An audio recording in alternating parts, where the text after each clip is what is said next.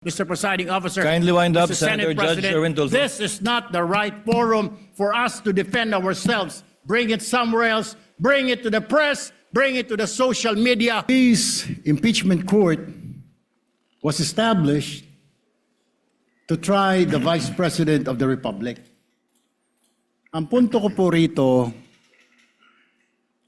kasi napapansin ko po ilang araw na nagagamit po natin ang impeachment court, ang oras po ng impeachment court sa pagpapaliwanag. Naintindihan ko po ang posisyon ng aking kaibigan, si Senador Robin Padilla, yung kanya pong frustrations. Pero gusto ko lang po sana ipaalala sa ating presiding officer, sa ating pong Senate President, at matanong, ano po ba ang ating ginagamit na rules ngayon? Pwede po ba yung mga problema po labas sa impeachment court na ito o labas sa kaso ng Vice President ay dadalhin natin dito? Di po ba ang korte na ito na itatag para po sana kay Vice President at kay Vice President lamang? Mga ebidensya, mga testimonya, mga pahayag patungkol lamang po sana sa impeachment ng Vice President.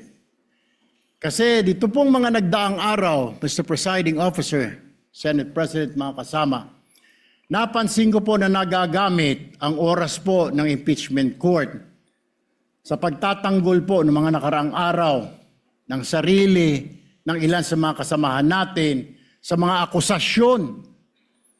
This is not the right forum and the right venue and not the right time to explain your situation. Kung gusto po ninyong mag-eksplika ng inyong mga saloobin, problema, maaari naman po ninyong gawin yan sa labas po ng oras ng impeachment court. Maaari pong sa press conference, nandyan naman po ang Senate media. Anytime po, nandoon sila sa Senate briefing room, press briefing room. Maaari din po sa Facebook o sa YouTube magpaliwanag. Huwag po nating gamitin ang oras ng impeachment court sa pagpapaliwanag o sa pagtatanggol ng ating mga sarili simula pa po noong nakaraang linggo. Because the time we waste here to defend ourselves, defend what we believe or what have you, is an injustice to the Vice President. Yung oras po na ito dapat ilaan natin sa pakikinig sa depensa ng Vice Presidente, sa mga akusasyon laban sa Vice Presidente, hindi po pagdidepensa sa mga sarili natin kung tayo inaakusahan ng kung anong mga ahensya, kung tayo po ay may mga kaso, may mga investigasyon.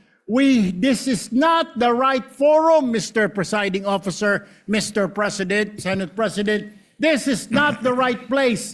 This court was established, was created, the impeachment court, for the Vice President and Vice President only.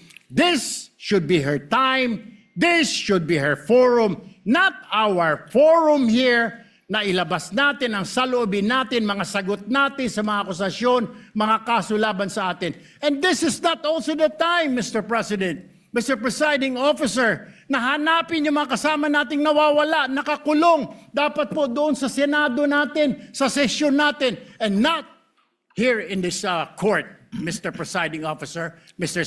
Senate President.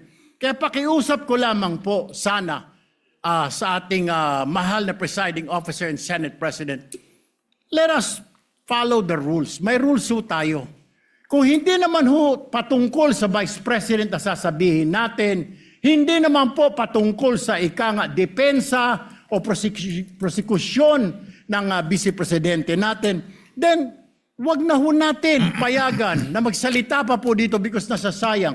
Because every minute, every hour that we waste away from the defense or from the prosecution of the case of the Vice President, it is injustice.